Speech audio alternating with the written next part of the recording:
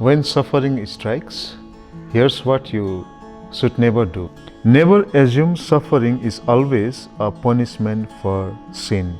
The book of Job shows us that suffering can occur to anyone, even to a blameless person. So it is wrong for us to blame oneself and even to others when trials come. Never curse or blame God.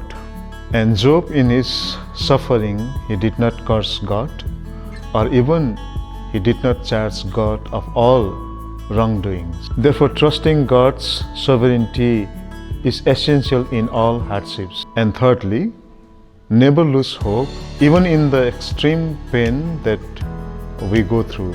And even in extreme pain and loss, we are called to remain faithful to God and trust that God works for good and ultimate restoration. Never reject God's will in bitterness or rebellion. Submission to God's plan, even when painful, honors God's sovereignty and goodness. Never isolate oneself completely or reject prayer. Expressing grief and anguish through prayer to God is encouraged, and this shows our reliance on Him. And finally, never expect full comfort or support from others. Like Job in the Bible, we may face unsupportive or misguided friends and family in our trials.